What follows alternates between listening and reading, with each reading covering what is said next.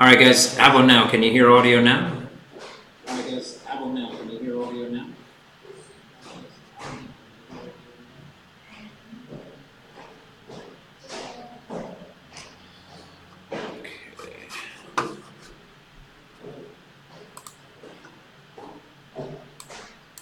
Okay, so hopefully now everybody can hear audio. Okay, so I'm gonna act like we're starting now, since nobody could hear what I was saying.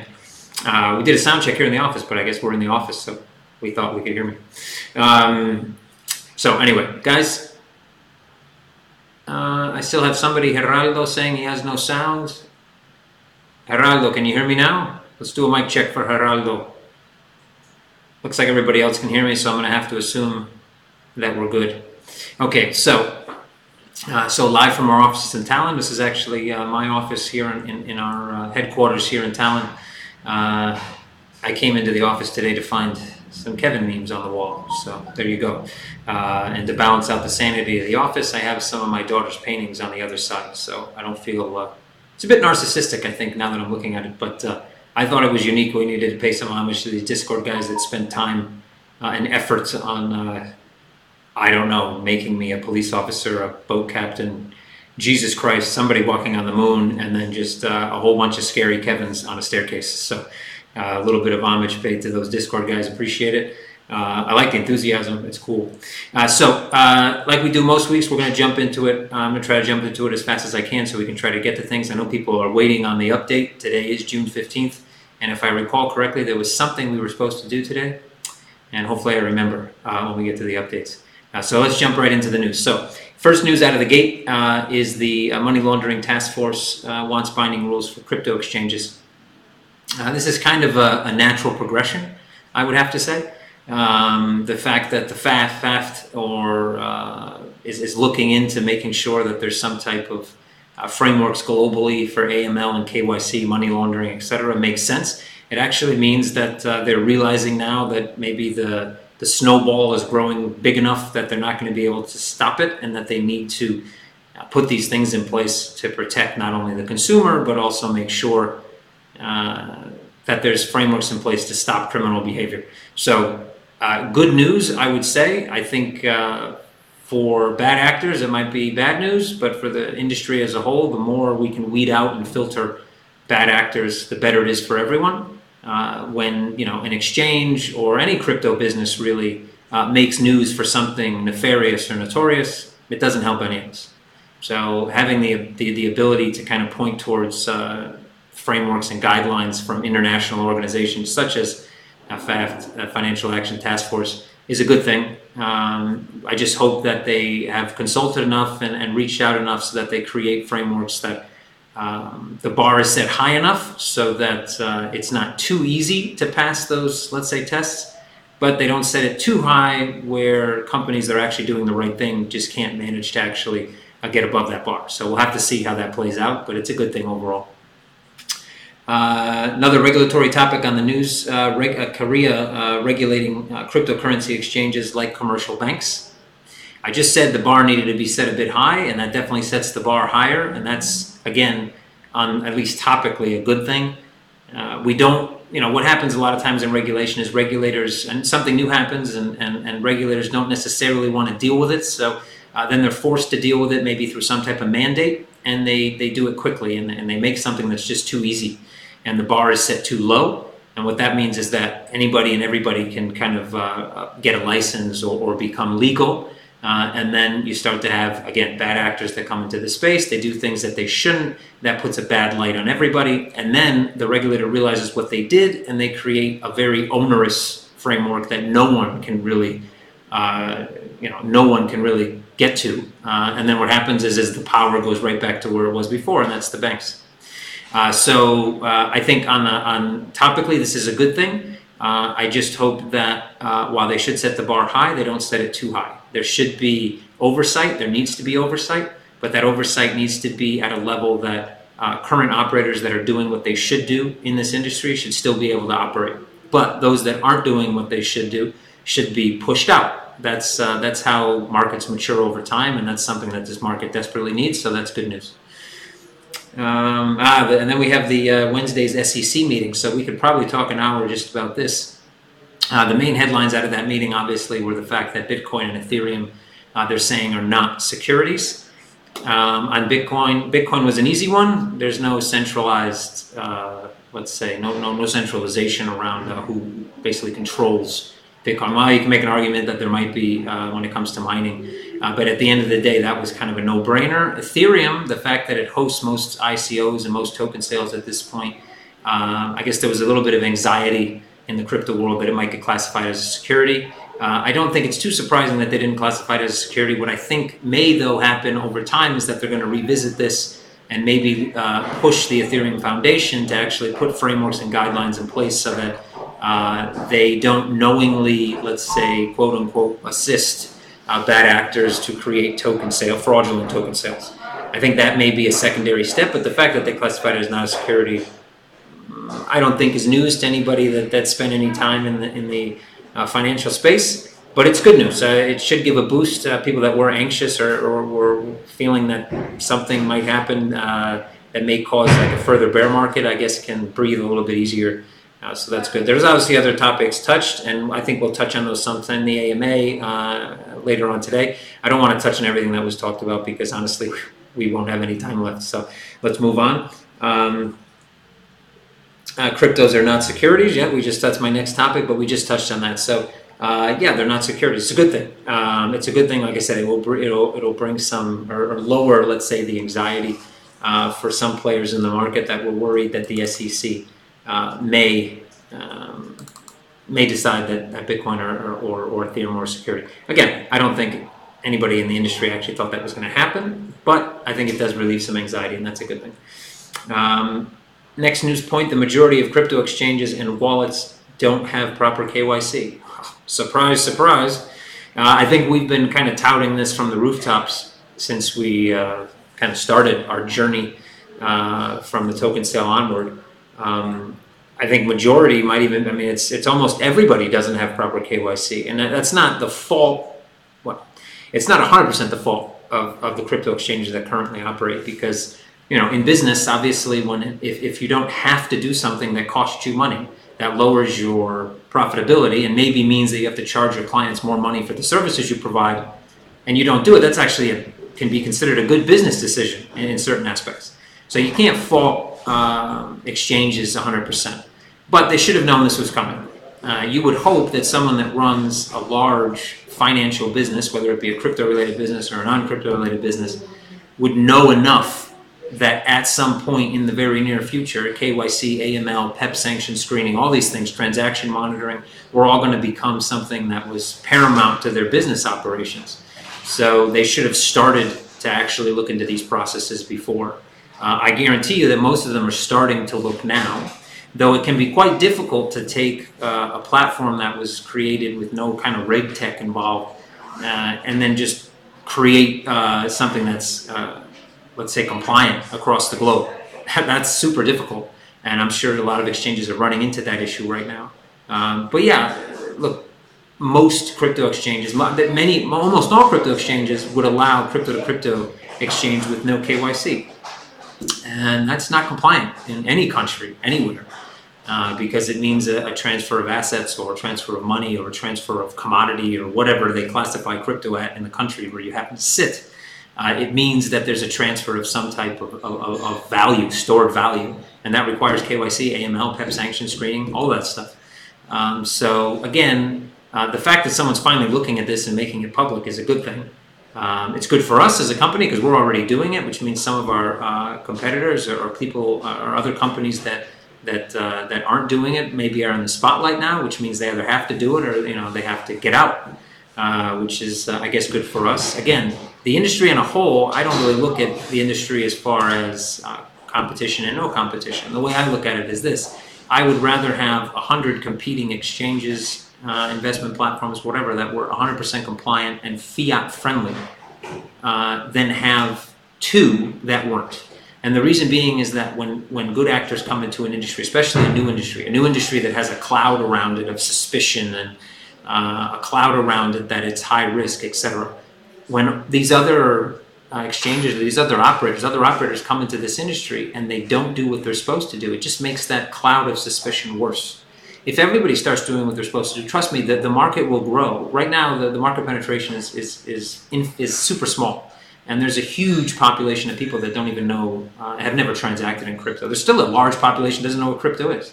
So, the fact, if there were 100 exchanges right now that were fiat friendly, that were in different regions of the world, that were all focusing on what they should do, KYC, AML, that were all fighting the good fight, it would be increasing exponentially the size of the market, which would benefit everybody involved.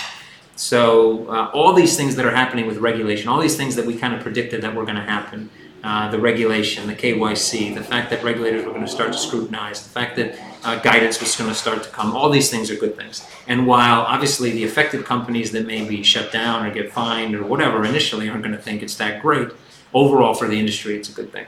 Now you can kind of weigh back and forth because, and I've talked about this before, usually in the financial industry, not in all industries, but definitely in the financial industry, there are cycles. When you talk about money in general, there's definitely a cycle. It's usually a quite long cycle where the powers that be hold the power, and then eventually the people find a way to actually bring the power back to the people, and then it goes back, and the power goes back to the powers that be, so to speak. And I can say, let's say in the ICO industry, we've seen this happen quite quickly. We saw the ICO idea was to bring the power back to the people, allow people to get in on these kind of IPOs, these initial offerings, without having to know somebody, without having to have a big portfolio, without having to be sitting on some exchange somewhere, be members of an exchange, and be wealthy and influential, etc., that anybody could invest in an ICO. And that was one of the great things about the ICO. And now, almost every ICO raises 60, 70, 80, 90% of their money from private sales and institutional or small institutional investors, family offices. And that happened quite quickly. That cycle closed quite quickly. And you can argue that the regulation coming in is closing the cycle of Bitcoin, taking the power, a little bit of the power back from the people, from this utopia, decentralized everything type attitude back to, well, this is reality, and to run a financial company or anything involved with money in today's day and age, these things are inevitable. So you can argue that that's not a good thing, depending on what side of the utopia fence you sit on. But for the industry as a whole, I have to say that it's a good thing. And the last piece of news we have here, UK's FCA warns banks about investing in crypto. So actually there's a few caveats to that news. So one, UK banks are actually FCA is actually giving guidance to UK banks on how they should deal with clients that deal in crypto assets, cryptocurrencies, crypto tokens, whatever. And that's a good thing. That's a good thing because up to this point, what happens at a bank is this. A lot of people like to cry foul to the banks and say that they're terrible and that they're not dealing with crypto and blah, blah, blah, blah, blah. And obviously, I'm somewhat in that boat, right? Because I operate a business here and it can be quite difficult to deal with banks. Because they just close the door when they hear crypto. But from the banking perspective, you have to understand that one, they're waiting for guidance from the regulators, which they don't have, which makes it more high risk for them. Two, it's all transactional income, meaning that no matter how much money, even if you're a Coinbase or Coinbase gets the best example that brings in maybe hundreds of millions in transactions, it's all transactional income, meaning the bank isn't giving loans, they're not doing trade finance, they're not making income, they're only making a very small amount of income on each transaction. And in the Eurozone, it's even worse because SEPA transactions are generally free. They might cost 10 cents, 15 cents. So the bank at the end of the day isn't making revenue, and it's costing them an exorbitant amount of money to have to actually run KYC and AML on third-party clients. They have to trust their client explicitly. They have to understand their procedures. And then they still have to do due diligence and spot checks on all the clients that client happens to deal with. So at the end of the day, banks are weary to deal with crypto clients because of that. One, for the commercial reason, and two, for the regulatory risk. So the fact that the FCA is reaching out to the banks to give a guideline on how they can reduce their risk is a great thing. The fact that they're kind of warning them about investing in crypto, I would say that's kind of just a friendly warning, to be honest. I mean, banks are used to investing in certain types of assets. Crypto is obviously a different type of asset than the banks that normally invested in. It's very illiquid. It can be quite volatile. It's difficult to deal in large sums. OTC deals are not easy to come by, though you may have heard of a million possible OTC deals on forums and things like that. In the real world, the amount of OTC volume that actually gets completed is quite low compared to what is, let's say, publicized. So it's good. It's good, I think, on both counts. Even though maybe topically it might not seem that good. The regular, one of the largest financial regulators, one of the most respected financial regulators in the world, reaching out to banks to give them guidance on how to deal in this industry, whether it's good or bad right now, means they're reaching out.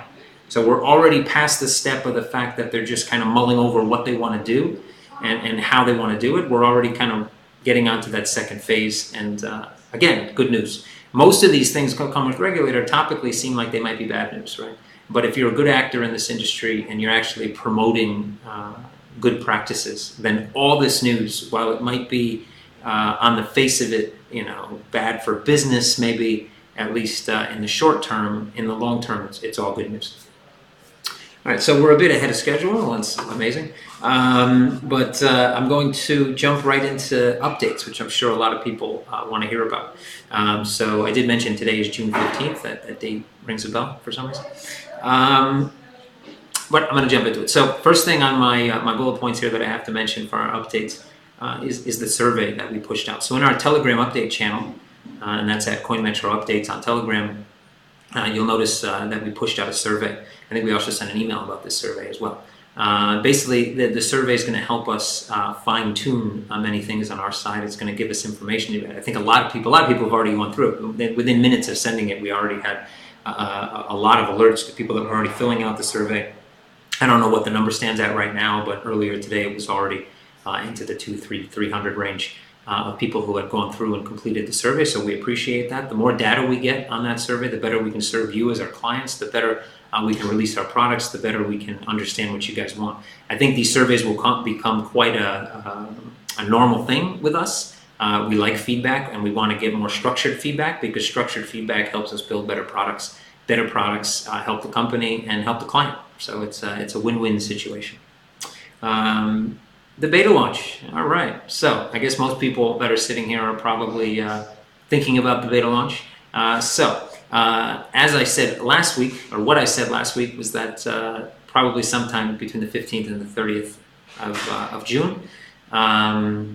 Now, I think on our newly revised time schedule or roadmap, it was set to Q2, which would be the end of June, would be the maximum for Q2. This is what we're going to do, though. We've gotten a lot of feedback.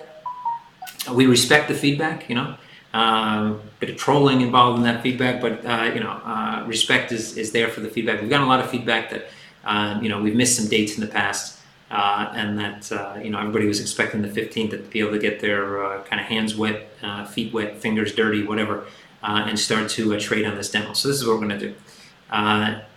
Right between now and the end of this AMA, there'll be some emails that will be going out to a handful, about 300 and something contributors from our token sale, which will be the first, let's say, first phase of the beta. What we did is this is what we did. Our idea first was to kind of try to put out a full-featured beta, and we did that because we understood that we have missed some dates in the past. We got to take ownership for that. That's fine. But what we didn't want to do is release. At first, we didn't want to release a bare bones version because we thought we'd get a lot of people screaming, yelling, like, "Oh my God, it took you this long to get this done. I could have done this." Armchair quarterbacking and saying they could have done it in 2 days. So we wanted to build out a more feature-rich beta. But as we started to go through it internally, we realized that there was too many features and that we wouldn't be able to compartmentalize the feedback to the point that it would be beneficial to us. It might actually slow us down in the long run because people may miss things. We may not get proper feedback because there's just too many things for people to test. So over the last 24, 48 hours, we've pulled out some of those features. We've, let's say, bare bonesed a bit the UI, and we're going to release it today at 11:59 p.m. On the 15th. To those 300 or so people that will be emailed sometime between now and the end of the AMA. These people were hand-selected based on their contribution, based on their open rate for emails that we've sent over time, based on how much they've kind of communicated with the community on Telegram, etc. So those people, and that could be, that doesn't mean they're all CoinMetro cheerleaders, by the way. It just means that they're more active. So that's going to be phase one. We're going to let those guys have at it over the weekend, the first few days of next week. We're going to provide them a survey Monday, Tuesday, Wednesday. That's going to allow them to give us some compartmentalized feedback. We're going to then start to allow in batches, more and more people access to the beta as we release new features every X amount of days as we move forward, until we get to the full featured beta that we were initially thinking of launching. At around that time is when we will launch the contest. Contest will last about a week. After the contest ends is when we transition into the live beta. So the beta will launch today as promised at 11:59 p.m. There will be a selected group that will have initial access, and over the next next 1 to 3 weeks, we will gradually increase the amount of people that have access as we get that feedback and as we're able to add additional things in as we get feedback on, let's say, the core essentials first, and it builds out over time. As far as some other updates, we had a meeting with a local bank here at our offices. We're close to opening our accounts with that bank. It was quite a roller coaster with that bank. We went back and forth. We were able to demonstrate to them how serious we are, how we're running our compliance, our KYC. I guess they went from being kind of non-believers to believers, to understanding how we run our operations, exactly what we do, what we're focusing on, how compliant we are, our plans over time for our regulatory and our banking roadmap. And we convinced them that we're a partner that they want to work with. So we're still not completely out of the woods. We have a couple more steps that need to go, some documentation and things like that. But it was a very good meeting here. They came to our office. They saw our office. They were quite surprised. We had a good chat. And we talked about a lot of points, and it was a good meeting. USD deposit solution. So I had a meeting today with a payment institution located in the UK that have offices here in town. And they're going to be able to offer us USD deposits for client funds. So I do expect that I hope that looks like that we should have USD deposit options coming out into that live beta. Now, initially, that's not going to be a USD deposit solution for anyone based in the U.S. or accounts based in the U.S. It'll be for everywhere else in the world but the U.S. But we are working still on that USD solution for U.S. Residents, as long as that window's open where we can allow U.S. residents to come onto the exchange without being regulated in the U.S. But USD is a big get. It's a big get. It's one of the hardest ones. The hardest things to actually accomplish is USD funding. Euro's not easy either, but USD has its caveats. So that's some cool news that we can announce today. Our CCO, Danny de Geer, was in Amsterdam last week. I think I might have mentioned this last week, but just to recap.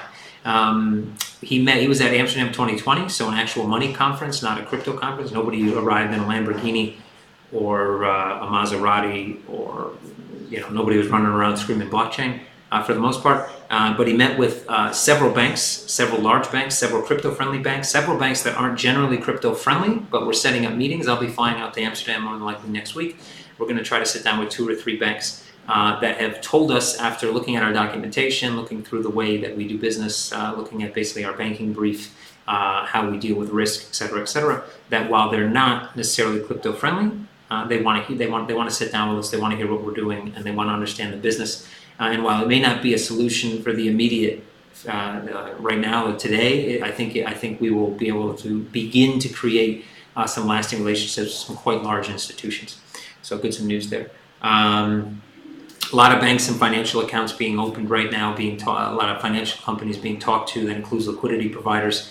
There's a lot moving on that front. I know it's not visible. People like to see visible things. They think we're not doing anything unless we're releasing visible tech. But there's so much more to this business than tech. If you focus only on the tech, while you may have short-term success, your viability for long-term success is nearly zero. So there's so many other things that need to happen behind the scenes, and we're working diligently on that. And one of the main things, obviously, is regulation and banking. Lots going on there. For licensing, so Australia and the UK are in our focus right now. Australia, I think we will start the application process probably towards next week. It should be a rather swift application process. I think we may, by July, have some news that we've acquired a license in Australia. We're also going to start the process in the UK. That's a longer process. That's a 3 to 6 month process. but it will be started this month. We're right now kind of looking for filling positions in the UK from legal to compliance, looking for office space, all that good stuff. But it's moving forward, and we'll probably be able to share some visible information about that in the coming weeks. So stay tuned for that. And over the next 2 weeks, check our website, please, because we're going to be on our career page. We'll be posting much more open positions, and that'll include positions in Mexico, the Ukraine, Romania, Tallinn, and the UK. So 5 different locations across the globe that we'll be actively looking for new hires. And that also doesn't mean that we won't be looking for remote workers as well, because certain positions can be remote, and we have no problem with them being remote. So just keep an eye on that page as it grows, because there may be something there that maybe you know somebody that can fill that position. Maybe you can fill that position. But please have to keep an eye on that page, because it's going to start getting very interesting over the next couple of weeks. And then at the beginning of the month, we have 2 new hires coming into our talent office. So we have an SEO, in-house SEO, relocating from France, and we also have a great copywriter that's going to join us here from Talon that's worked in the financial industry for quite some time. That was in here earlier this month, and the interview was quite short because she was quite impressive. So she's going to be starting as well. So we have 2 new people in the Talon office. We're also recruiting others, obviously, and we're building out our team, and there'll be more news on that as we progress forward over the next coming weeks, for sure. All right, so looking at my agenda, we're on to Reddit questions, and we're 7 minutes ahead of time, so we'll have some extra time at the end for live questions, which is cool because I like the live questions. It's my favorite time of the AMA, actually. So I'll jump right into the Reddit questions. Author number 1 is Biordo94. I know I butcher these names. Now they're like really small on the screen too, so I can hardly see them. So definitely adds a caveat to butchering names. So question number 1, will keeping crypto in the CoinMetro wallet have the same monetary benefits as keeping it in my own wallet, such as forks, airdrops, gas, dividends, etc.? So from the beta launch, we're using BitGo. So BitGo doesn't offer that, unfortunately. We have talked to them, though, internally. We've stressed this to them several times, and they are working on adding the ability for forks, airdrops. Gas, I don't think we've discussed that because they actually don't support any tokens right now except for Ether, but they don't support NEO, they don't support NEM or anything right now. I think they will over time, but we haven't talked about that. Our own wallet system that we will be creating, that we have started the framework for, will be a more, let's say, interactive or open wallet system that will allow for those the forks, the airdrops, the gas, and the dividends is a bit hard to deal with, because obviously a dividend equates to a security. And while I would have to say that all tokens out of ICO are securities, and that security token, the security token exchanges are exchanges, period, and that all exchanges need to be compliant in the sense of offering securities where they offer their products, if there is regulation that is applicable. What I will say is that the dividend thing becomes difficult, and that really depends on regulation. So that one I can't really answer. But the rest, under, let's say, most regulation, whether it's security regulation or whether it's, let's say, the guidelines we've gotten about tokens, shouldn't be a problem. And number 2, from the same author, how about voting, staking with proof-of-stake cryptos like EOS? Bitfinex will offer a voting tool for EOS that will allow people to vote for block producers. Will CoinMetro do the same? Our goal obviously is to focus on certain aspects that other exchanges, other, let's say, crypto companies don't focus on. That's the TAM, the ETCF, the debit card, trying to become an all-in-one platform for finance. And that's going to come out to merchant tools. It's going to evolve over time into many different things. So these type of things are very interesting. If there is a specific use case that our clients want to see, obviously from a commercial standpoint, if there's a use case that brings us users, if there's a use case that brings us revenue as well, and if there's a use case that our clients want or that's beneficial to our overall ecosystem, then we're going to look to do it. There's a lot of things we can do, and ideas are a dime a dozen, unfortunately. Idea men come and go, and ideas come and go. It's all about execution. And we can discuss here about missed dates on a roadmap for hours on end. So yes, the answer to that globally is yes. We will be looking to offer things that our clients want and that are beneficial to the company and the clients. Can I give you a date? No, and I won't. Even if I could, I wouldn't at this point, because we have other things that are prioritized inside, obviously, our roadmap that we need to get to. So, but the general answer is that we will provide things that benefit the company and benefit our client base, for sure. Okay, author number 2, Serendipity. I don't know why. Is me. It's the capital I that always gets me there. Will trailing stop losses be possible without having to resort to a bot? Trailing stop losses are, generally speaking, quite easy to add into any type of trading engine infrastructure. So yes, will they be available today at 11:59 when 300 or so people have access to the beta? Nope. We were actually working on different trade rules in this more featured beta that we pulled back so that we could get it out today and get more structured feedback. So yeah, trailing stop losses are part of our overall roadmap, and yes, they will be included in the exchange.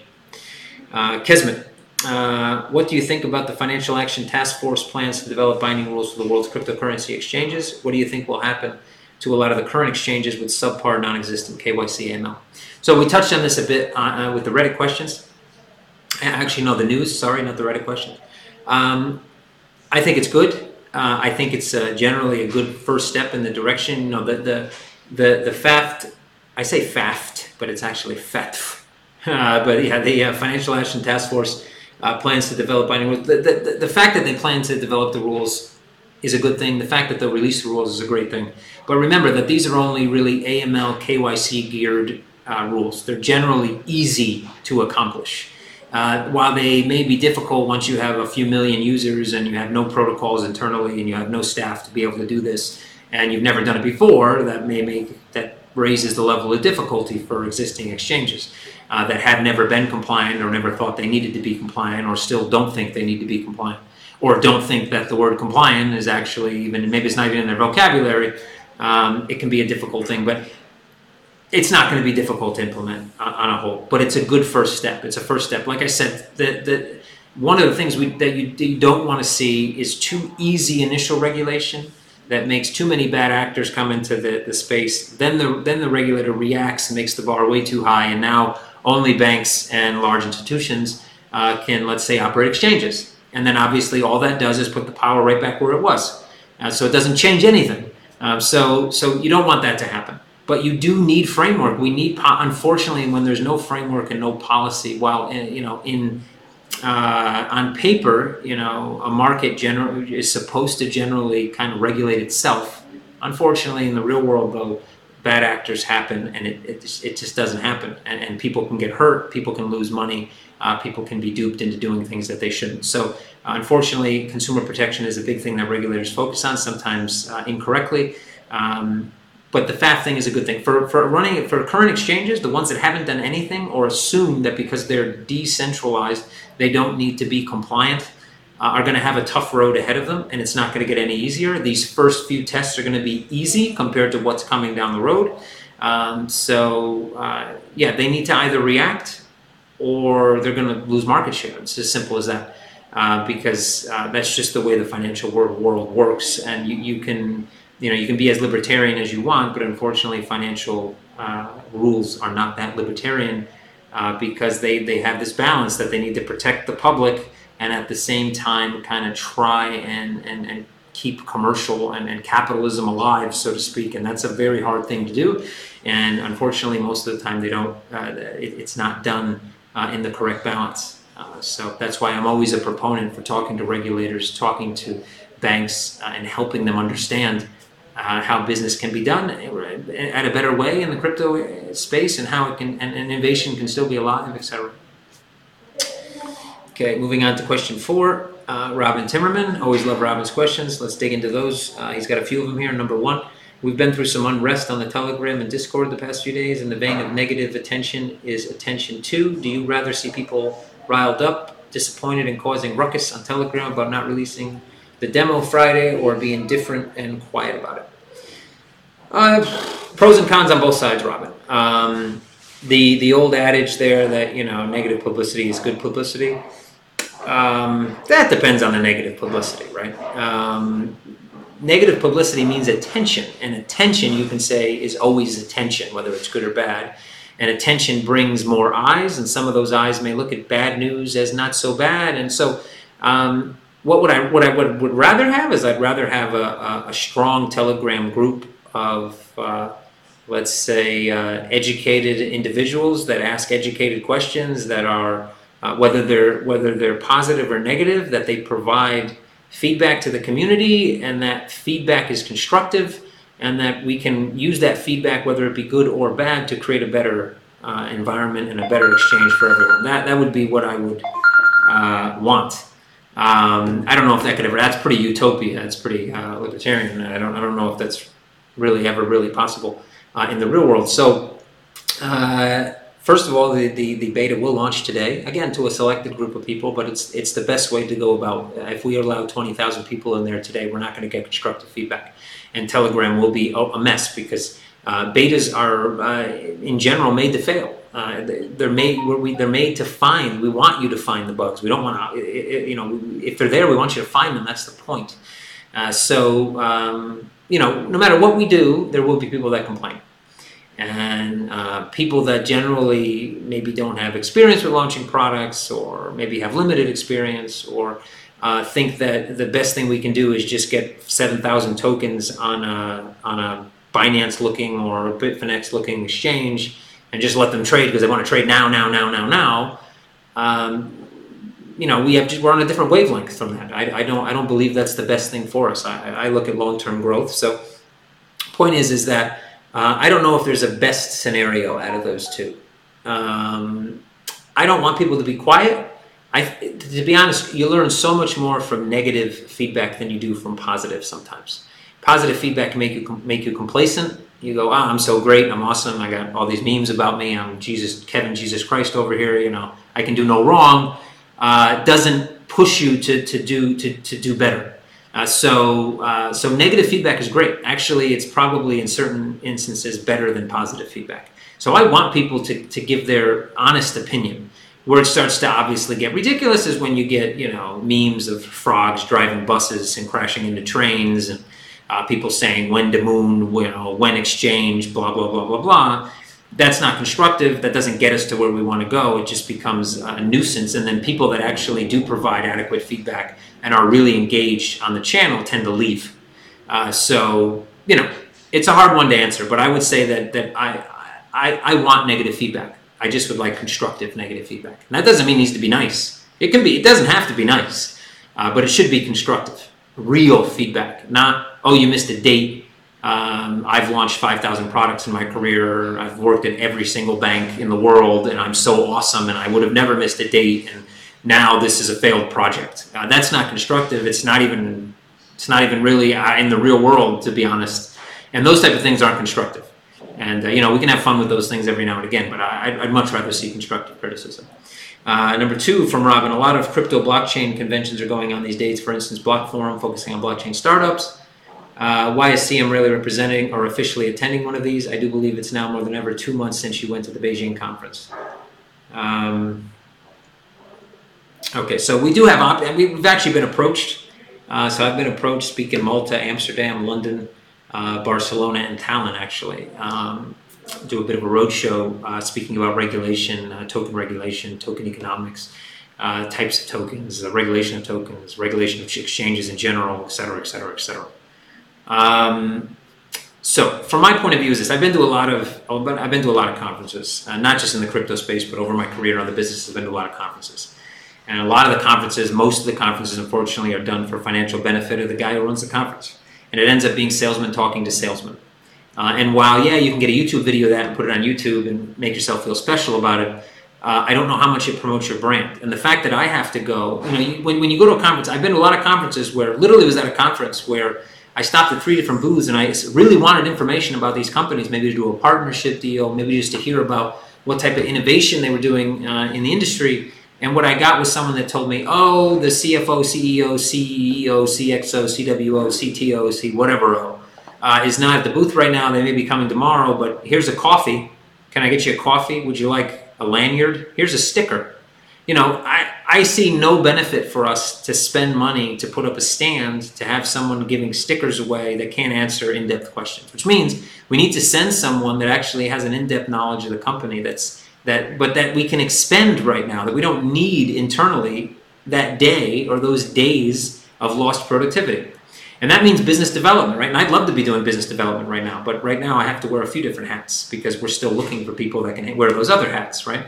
So expending energy for me going to those things and meeting people. On some conferences you meet people and you get good contacts.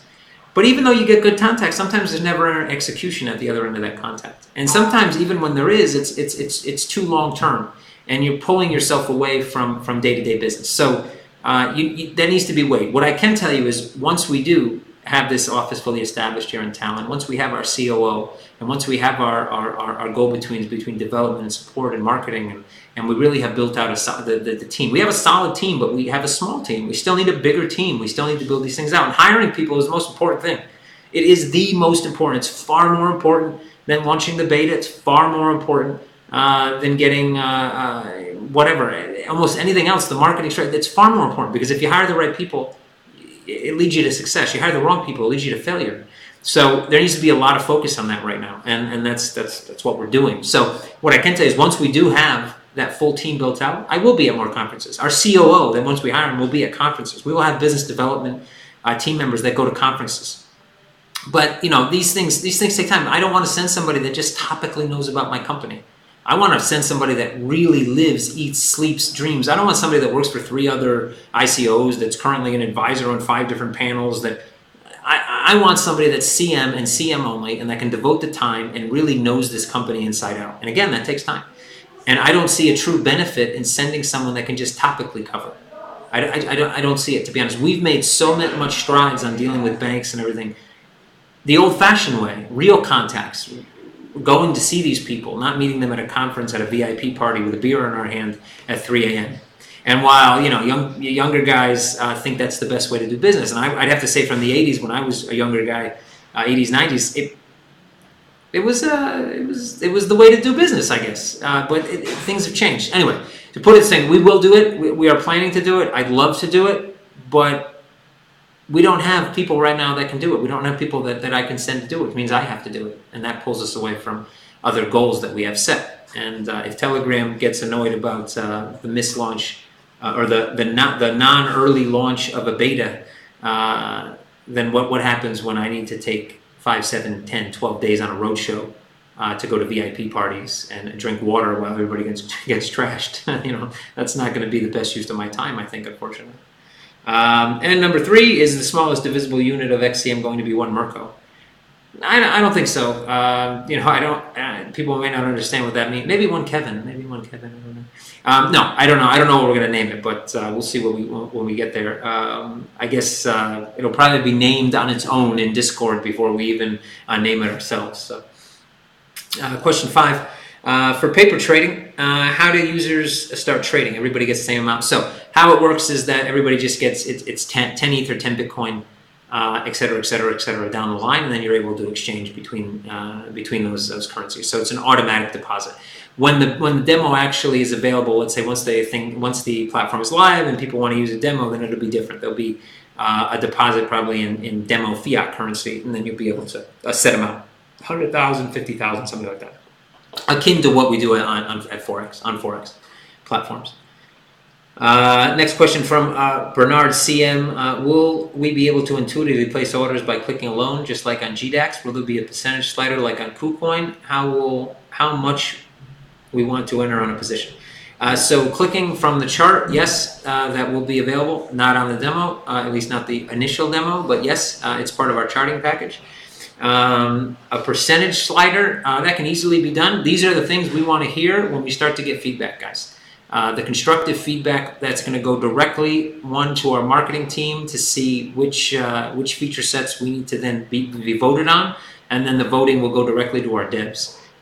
So yes, for me, the easier we can make trading, I don't want to have 1,000,000 tools, because 1,000,000 tools doesn't make it easier for a novice. It makes it more complicated.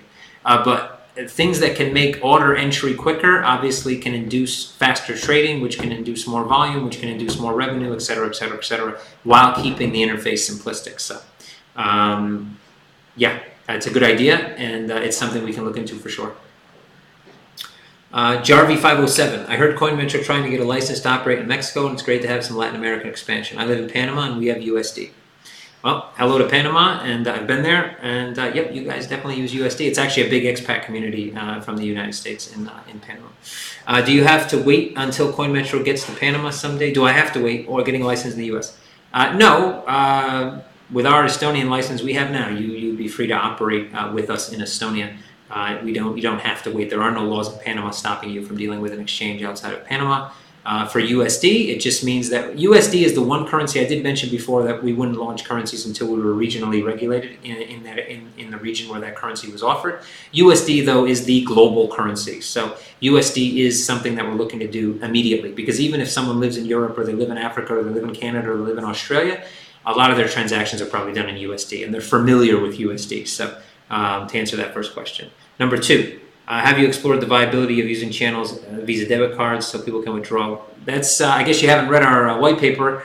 Please do. Debit card will be released in the next quarter or so. And yeah, we're currently in negotiations with 3 different debit card providers, the biggest prepaid debit card provider in the world, as well as several different banks to get the best deal for prepaid card setup. So yes, already something that's already built into our roadmap, actually. And actually, you'll actually be able to deposit as well using that. So you'll have probably an IBAN linked to that card, meaning that you'll be able to deposit to the card and then deposit to the exchange as well as withdraw. So it'll be actually a dual on and off ramp, not just an off ramp. Number 3, when can we see an iOS app for CoinMetro? So the iOS app is in testnet right now. It's already inside, let's say, the App Store, but it's in the test function. We've already gone through 5, 6, 7, 8, 9, 12 updates, something like that. And it will be available shortly. So I can't give you an exact time frame, but it's being tested now. I know there was some extra tests and some new updates that were being pushed today. So I think it's possible next week we see it live on the App Store. In my case, I'd rather using exchanges with mobile app to trade, since it's very convenient for people who can't be on a desk app. Yeah, a lot of people, especially the younger crowd, especially crowds that have clients that have come in not through some other type of trading, whether it be Forex or something else, definitely trade from a web app a mobile app. So initially, the mobile app will basically be mobile app will have a mobile version of the web app. And then once we go through the complete beta process, we will then create a mobile version, which will basically take some feedback from users and take the most used features and get it compartmentalized inside the mobile app. Number 5, could we see some posts on Crypto Academy section? Yeah, we're working on that. That's so I'm the one that's going to do a lot of those tutorials. So I have to find the time. We're actually going through and creating. So our marketing team is creating, let's say, bullet points and basically basically writing out, let's say, the screenplays, so to speak, so that we can go through and start creating those. But yeah, we do plan on having those start to be live and start to roll out before the exchange launches completely, for sure. Number 8, one question, one suggestion. How customizable will the exchange UI be? Is it based on widget design, enabling users to create professionalized trading screens suitable to their trading styles? It's modular based, so yes, widgets will come over time as well for desktop widgets and things like that. We actually discussed this in a marketing meeting the other day for widgets. So we're actually looking for someone that's actually a widget expert, so that we can so yes, it's modular based, so you'll be able to customize the screen for sure. When you do get access to the beta, you may be one of the first. I'm not sure. I haven't seen the list. When you do get access to the beta, obviously it's limited right now, but yes, it's a modular code base. So it's like widget-like. I see you made some suggestions there as well, and we'll make sure those get passed on. I'm going to move on because we're getting a little late here, and I want to give enough time. We're probably going to go over the hour today, but I want to give enough time for people that have been posting live questions. So I'm going to try to breeze through the rest of these. Devin23 asking, we are late 3 months now. Please give us a detailed explanation for the delays. Yeah, we could be here for quite some time. Detailed explanation for the delays. And I've gone over this on Telegram a lot. I think I've already covered a bit of it here on Telegram. we had somebody that mentioned in Telegram that we weren't a professional company because we missed deadlines. So I asked them if these people were going to name they considered professional. Elon Musk, Steve Jobs, Bill Gates, Edison, Hershey, the guy who created the Hershey bar. Let's see, who else? We can pretty much name any famous business owner or from the last 100 years. Elon Musk famously has missed the deadline for the Tesla 3 for about a year and a half now. Does that make him not professional? Does that make his company not professional? That means he's operating a company in the real world, and things happen. And while you can plan it out, for months and months in advance, sometimes it makes sense to push a deadline. That's just, if a CEO of a company decides to just hit every deadline and not to push a deadline, that can sometimes be bad news. That's actually showing you that they don't have the decision power to be able to override their own decision and say, oh, you know what, we shouldn't do this now. This isn't the best time to do this. Things have changed. Regulatory outlook has changed. We need to make these changes. There's no reason to push this out today. Production, whatever. Sometimes things change. This is the world we live in. From your own personal life, you can't tell me that throughout, maybe every day every day you wake up at 8 a.m. and then you have your breakfast and you go to work. You're telling me every day of your life you woke up at the same time, did the same routine? No, like one day something didn't happen that maybe caused you to change that routine? And did you just go, oh, I can't change my routine. I'm super sick today, but I'm still going to get on that subway and make everybody else sick, and then I'm going to go to work and half die and not get anything done, but I'm going to do it because that's my routine and that's my roadmap. No, you make a change. Change is actually shows the leadership. Part of being a leader is knowing how to be flexible and when to change. So I could give you a very detailed explanation, but I don't know how that's going to help you. I think what the explanation that really should help you is the fact that we're not just in a tech. This isn't just about tech. And you can compare us to other things, KuCoin, Binance, whatever you want. Oh, these guys, KuCoin, they said they were going to do it on the first or whatever, and they did it. Yeah, but KuCoin, it has a security token and breaks the law and is probably not compliant. And Binance is definitely not compliant. Large amount of their trades are wash trades. You can compare us to these other things, but there's so many different caveats that need to happen to launch a platform. It's not just putting 3 developers in a room, giving them a bunch of pizza and chocolate and Coca-Cola, and making sure that on June 15th they push out a beta. That's not what this business is about. If you think that's what this business is about, then the business is heading for failure. That's the point.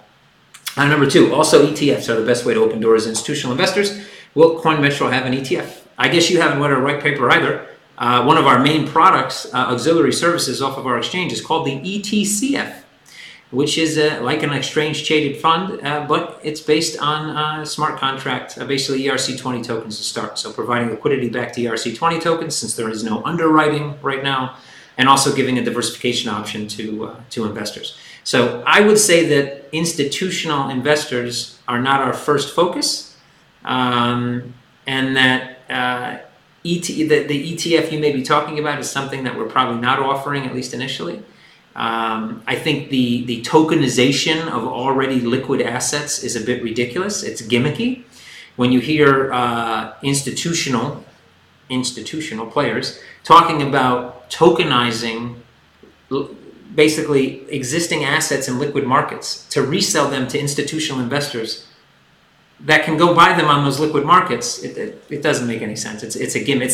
You should be asking the same question that you ask an ICO and say, that says, I'm going to sell, I don't know, chocolate on the blockchain, and you say, well, why do you need to do an ICO? And they can't answer that question.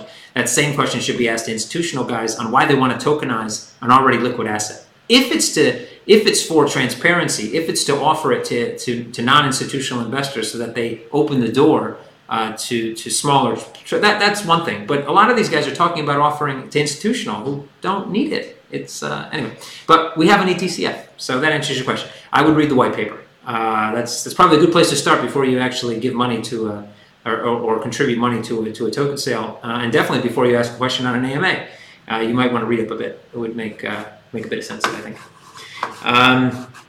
Number 11 here from Benjabs, maybe. It appears the market is heading in the direction of security tokens. I'll restate what I stated earlier. All tokens that go through a token sale are securities, 100%. almost by any definition of a security in the world, not just the US. If there is a shift in the industry where we see more security tokens, will CoinMetro be able to offer trading on security tokens on the CM exchange? That's actually a question for regulators, not really for exchanges. We will be compliant, and we will make sure we are compliant with every type of asset we offer.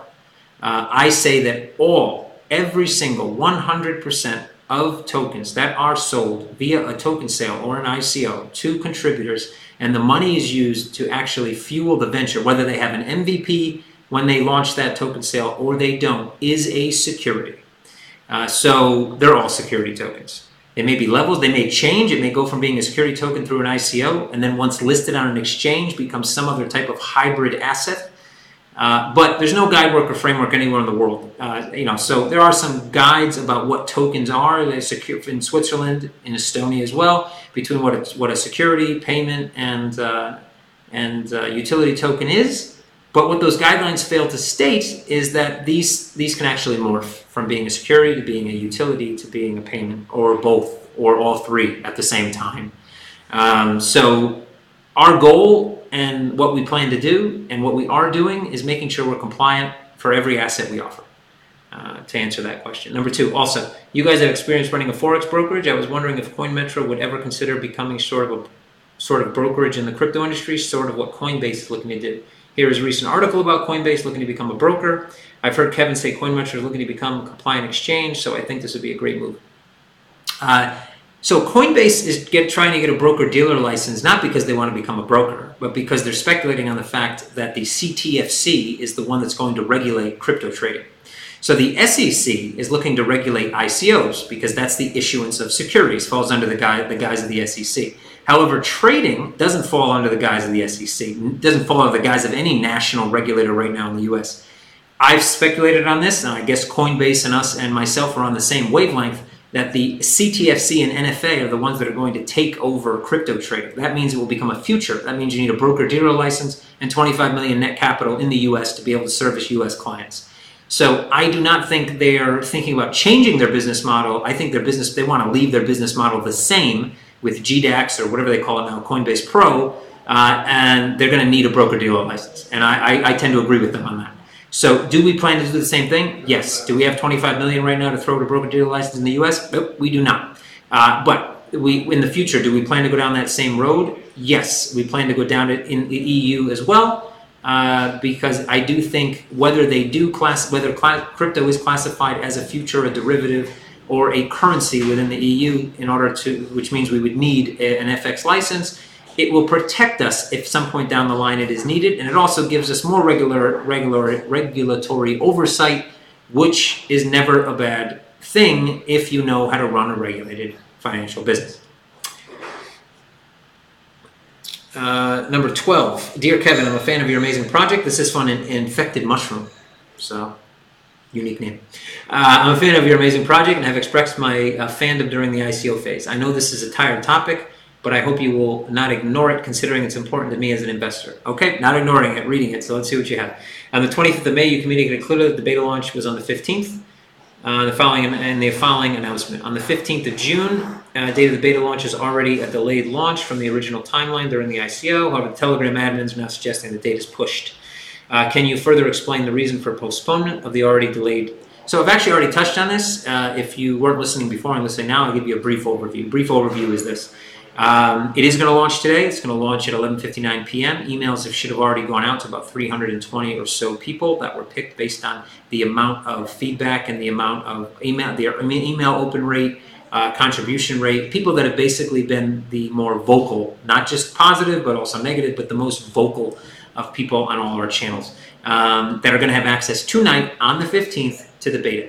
Why did we push it to the 15th originally? Well, because there was a lot of things that we needed to deal with that had to do with both regulatory, that had to do with business development, that had to do with a lot of things that needed to come together to make sure that this was done correctly. We also had some KYC things we were dealing with, having to revamp things, revamp the way we do KYC, GDPR, all these different things.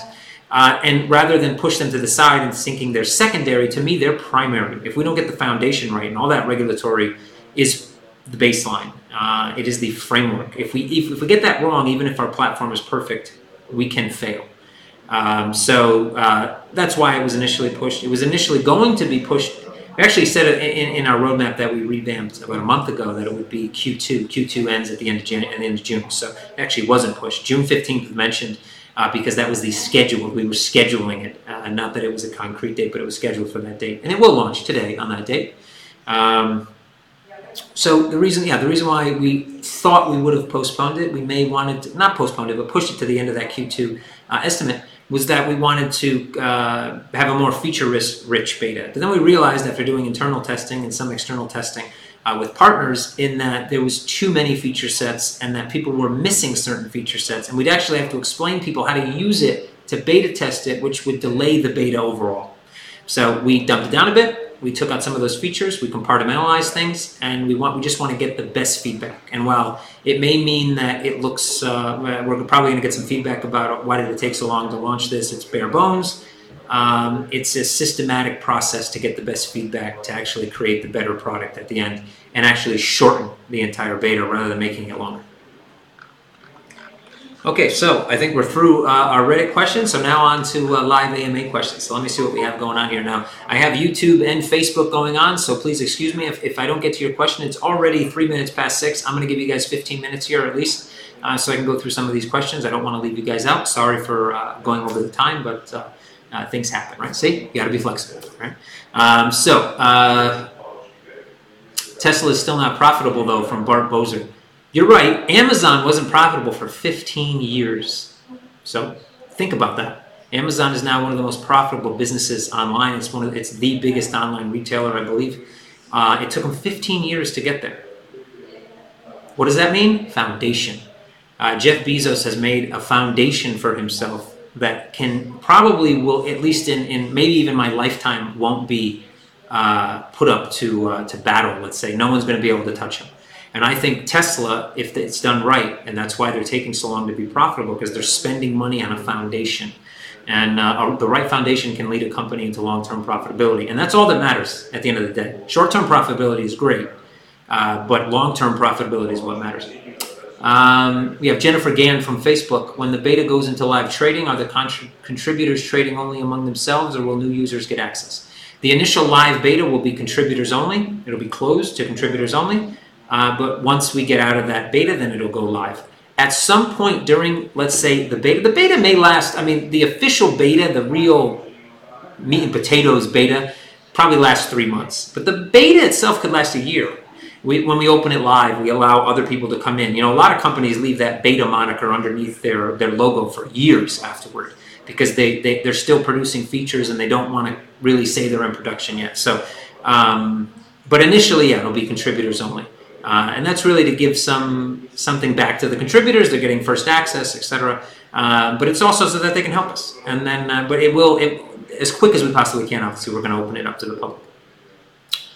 Question for Kevin, Bart Bozer. I saw a post from January where you were promoting Cancun Coin. Can you tell us something more about this? I can't find any more info about it. So the Cancun Coin was tied into a mayoral candidate in Cancun that unfortunately didn't win. But he did contact me after or before the elections, actually, because he didn't make it. He actually didn't make it through the primary. There was a lot of candidates, though, so I can't really take too much off him for that. But he's still interested in doing it. So when I will be in Mexico, probably the second week of July, to do some work there from our offices, a bit of staffing, a bit of research, and meeting with lawyers about the licensing in September. So I may have a look back into it, and if I have some updates, then I'll let everybody know. Question from YouTube from Christian. You seem like the best boss ever. What kind of positions are you looking for to fill now and in the near future? If you're talented in anything, we're looking for you. That's kind of almost what we're looking for. But I would say that generally speaking, we're looking for development, we're looking for marketing, we're looking for copywriter, all types of things for marketing. Business development's a key one that we're looking for. There's a lot of positions. I probably couldn't name them all if I tried, but keep a look on that career page because it's going to start to fill up over the next 2 weeks, and then you'll get a better idea of what we're looking for. But talented people is essentially what we're looking for. I'm trying to see if I can scroll here, guys, to see, but I can't scroll. Look at that. Okay, so I'm going to scroll back up here on YouTube. Why is Amazix still there? Are your APIs ready? Okay, so Tim has 2 questions. So Are APIs ready? APIs are being tested internally. APIs are ready. Some APIs are for liquidity and things like that. Outward APIs we're not going to release with the initial beta because it comes into a next step. They are ready, but they won't be released in the initial beta today. They will be released over time, but generally speaking, they are ready. They're mainly the fixed APIs. That's our main API base. However, we are looking at other protocols as well. We're actually sent a protocol, I think DTC the other day, that we're looking at as well. And why is Amazix still there? Well, Amazix offered to stay in for an extra 2 months as we work through the transition. So right now they are still there, though we're working on hiring more people on our side to make sure that we can handle all the influx. And we like the Amazix guys. We like working with them, so we're allowing them to stay on board for a bit. But that will change, obviously, over the next, let's say, the next X amount of days, weeks. We'll start to transition them out.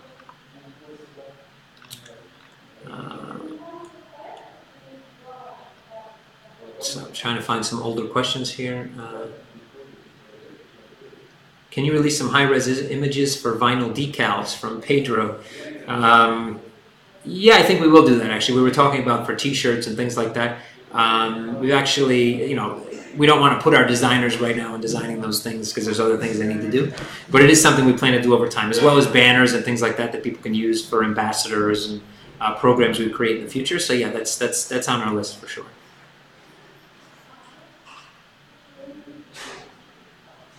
Would you be from Oliver G? Would you be confident that you could hold an event as an exchange at this stage? Trying to figure out what that. Oh, then the question got away from me. So, an event as an exchange. You mean like a convention or that type of event? I'm confident we could probably do it if we wanted to. Will we do it? I don't know.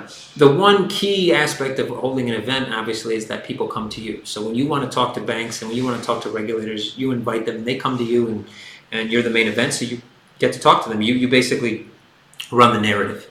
And that's why a lot of these larger crypto companies get into the space, the convention space afterward. And it might also be to make some money, but it's because people come to you. You can pick and choose who you want to talk to. So we've actually discussed this internally a little bit, and it may be something we look to do, but it's not something on our immediate game plan, let's say. Read the 3 comments from Oliver. Yeah, I'm trying to do that, Oliver, but I can't seem to scroll back up, and when I scroll, I can't seem to stop scrolling. So we have Tim asking when XCM will be minted. So XCM will be minted sometime between the end of the demo and the live beta. So what we want to make sure is that we can have outside people come in and actually buy XCM, not just people sell it. So internally, let's say. Obviously, some internal people will buy it as well, but we want to even that out a bit. So we're currently kind of spitballing the idea of how we can keep it a closed beta, but still allow for easy XCM exchange. And I think we have the solution there. It basically involves the Go platform, kind of almost what we did with the token sale, but just people can come in, deposit, and basically exchange cryptocurrency and things to XCM quickly, but don't actually have access to the full exchange beta. So the date, it looks like it's going to be July, but with what people have thrown at us for citing dates, I'm not going to give a date right now, but it looks like July. Why should I use CoinMetro instead of Binance? Binance allows unverified accounts to trade, which draws a lot of people. That's probably one of the specific reasons why you shouldn't trade with Binance. Under a regulated environment that Binance at least appears to look like they want to do in Malta. Now, Malta, for all their fanfare and blog posts and CoinDesk articles, have no regulation yet around crypto. And the MFSA, the Malta Financial Service Authority, is not the biggest fan, I think, of crypto, even though that they maybe outwardly they're talking that way. So if they actually do choose to become regulated, they are going to need to accept. They are going to need to retroactively get KYC. And it's going to mean that they're going to have to go through every single transaction with some type of blockchain monitoring tool and see if they need to actually refund any transaction. It's going to be quite the mess. So I would say that that's actually a reason why you shouldn't want to trade with a non-regulated exchange, because at some point in the near future, no one is going to be offering unregulated or unaccredited access, let's say, unverified access. Aside from that, obviously, you're talking about the fact Binance, I think, does 2 price updates a second. We do 50 times that as a minimum for our technology, at least. We're looking to be 100% compliant, which means we're future-proof to a certain extent. It means that when regulations do come in, we don't have to run to country to country. We can stay put where we are. We don't have to uproot and run, which again means a more stable future. The fact that we've already ran regulated businesses, it means we know how to price our clients fairly and at the same time turn a profit. You know, as an STP broker in FX, retail FX, there's very few real STP brokers. A lot of people say they're STP, that's straight through processing where they don't take any risk, they're not a market maker. There's very few real STP brokers because they can't turn a profit.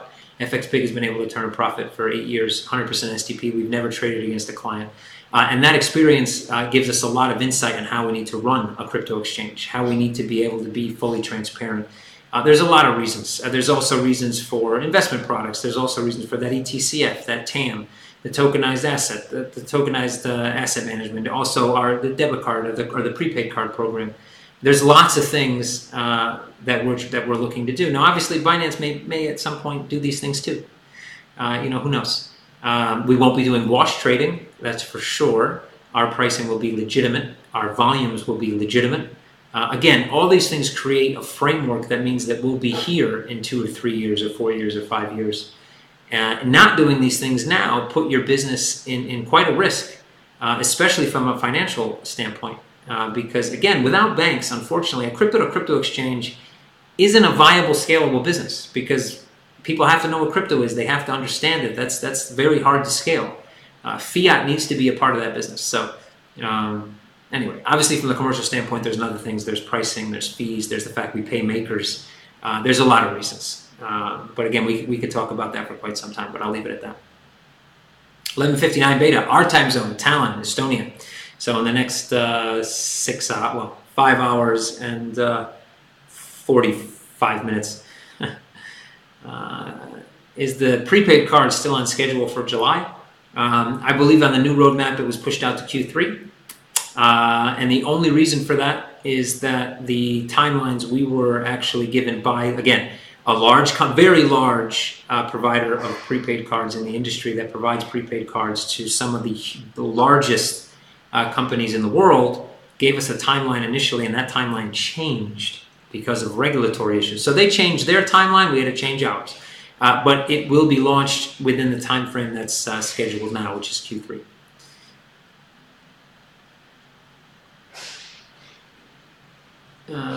Okay, guys, I'm not seeing anything else coming through on Facebook. I don't know if that's because there's nothing coming through or perhaps... Yeah, I think we lost Facebook, actually. For some reason, let's see. Okay, well, sorry guys. I guess it's ended for Facebook, unfortunately. But we are at 6:15, 5:15. Sorry, 6:15. Sorry, here locally. Yeah, Facebook is out. I apologize for that. Not sure. Wrong click, I guess. Let me see if I can pull up the video ID here, just so we can get a last question, maybe. Give me a second. I think I got this here. Some of my technical prowess. Let's see, hold on.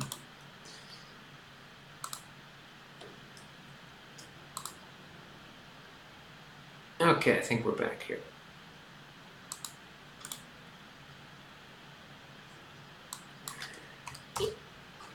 Okay, so we have Facebook back. Let me see. We have Oliver G recommending that CoinMetro run their own event and invite community members, testers, token reps, ICL. Yes, again, actually, it's something we've had meetings on with the partner we use here in Tallinn called Win-Win Solutions. It's a little bit further down the road for us, but it's something we're thinking about. Again, just like you say, it allows you to kind of control the narrative. You bring people in you want to talk to, they come to see you. You don't have to go to see them. And you kind of kill 50 birds with one stone. So it's something that we're thinking about. It's already kind of been passed around for about a month or so. but it's not something that we're planning to do in the short term, probably 2019. Can I, the chat is only offline. Can you please give a little Snapchat into the exchange now? I was planning to share my screen, but unfortunately, right now I'm not sure I can actually do that with the setup. But we will be sharing more and more videos, and I'm sure people that have access will be sharing videos as well and screenshots. If you're sitting in this room, you're probably pretty active, which means if you weren't invited today, you'll probably be invited over the next few days, the next week at max, so you'll be able to take a look for yourself. But we will be posting as the week progresses. Thanks, Evan. Yeah, I'm back on. Yeah, I reconnected Facebook, so I might be 40 and bald, but I still can operate a computer, I guess. So that's I guess that's a plus for me. Okay, so any other questions, guys? Please throw them out there. A screenshot of the CM Updates channel would be awesome. May get some more subscribers to do it as well. You guys really need to get on the update channel. You really need to check out that survey that we sent out. Update channel on Telegram at CoinMetro Updates on Telegram. Make sure there's only about 4,000 people subscribed there. We have 22,000 almost people in Telegram, so definitely you need to jump on that updates channel. I would show the exchange, guys, but I'm not set up to do it, and unfortunately I have a meeting I need to run to. And a couple phone calls I need to get on. I'm already kind of a bit late. Again, need to be flexible. Sometimes things are more important, and I think you guys are important. That's why I'm still here, but I do need to roll on a bit. So I'm trying to take the last few questions. Are you thinking coffee? I actually don't drink coffee, so I've been on a pure still water kind of diet. Not a diet I eat, but for 5 years. So I don't even drink juice unless it's something out of like a smoothie that I make at my home. So all water for me, no coffee, no caffeine. Will we have different color schemes for the UI? Yeah, there's a dark version, and there'll be a dark version and a light version. The Go dashboard is getting completely revamped as well. And the Go dashboard will have a light and a dark version, just like the UI for the exchange and for the trading as well. So yes, there will be choices. The invited people. So I haven't been able to check with marketing. Let me see if I have an update here on one of our internal Slack channels to see if it's been sent. Let's see. Okay, so no, it hasn't been sent yet. It'll be sent maybe a little later today, only because we're waiting on confirmation for some links from devs just to make sure that they're active. They're the same links that we use to test, but we want to make sure there isn't some other test net that's set up. So as soon as we get confirmation, they'll be sent out. So I will post on Telegram once that's done. Flash sale. So still no definitive answer to give you on that. There's been a bit of a debate on that. I'm going to open up that debate. Once we get deeper into this exchange beta over the next 1 to 2 weeks, I will open up that debate again on one of our AMAs. I think maybe we might even do a separate event about the flash sale so that we can really dig into it. I want to get as many people on there as possible so we can get the pros and cons about doing another flash sale. We touched on it, and there was actually some really good questions asked about it 2 weeks ago, I think, on one of our AMAs, but it's definitely something I want to dig back into. We're not going to restrict people from sharing screenshots, unless there's a reason to at some point. Because, but no, we won't restrict. So I would expect most people do have access. You'll start to see videos and screenshots popping up, and probably memes. Maybe my face floating around a chart or something. I don't know, but something will probably happen once they get access, I'm sure. Oh.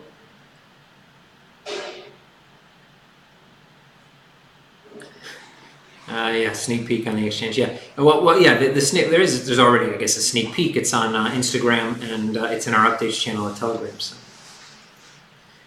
So David, very important question here, asking what is your favorite meme of you and CoinMetro? Well, out of the ones behind me here, let's see. I think the Jesus one that looked like it took some time. So as far as time involved, that's definitely a good one. There was a few others that that are on the board, I guess, here, but the Jesus one, I think it's one of the first ones I saw, so it's near and dear to my heart. I think that's one of my favorites. But they're all cool. The police officer one is kind of cool. The one at the bottom here with the train going through like the Binance tunnel. It doesn't fit in the Binance tunnel. That's kind of funny. So yeah, I like them all. I think it's unique. It's flattering, that people spend time to do those things, and I hope they keep doing it because it brings some light moments to the office. That's always a good thing when people are under pressure and working and diligently and trying to get things done. A little lightheartedness is always nice. I got someone. So somebody posted. Well, I'll have a look at it. Maybe I haven't seen it. I'll have a look. If it's worthy for the wall, it'll be here next week. Thanks, Robin. All right, guys. So it's 6:22. I'm gonna pack it in. I got to get to on a few calls that I have scheduled and a meeting that I need to get to that I'm already almost late for. So thanks, everybody. Thanks again, as always, for stopping by the AMA. I'll let everybody know on Telegram when those emails go out so people are getting access to the exchange. We'll start to see some people, some feedback. That'll be great. And we'll go from there. Thanks, everybody, for showing up. And I'll see you guys next week. I'll see you guys on Telegram later today and over the weekend. Maybe trolling some trolls, as I like to do on occasion, and listening to some good negative feedback and good positive feedback. It's always nice. Have a great weekend, guys, and talk to you soon. Tim just typed in, "I love you," and I don't really know how to respond to that one. But thanks, Tim. We've never met, but maybe one day we will, and then we can.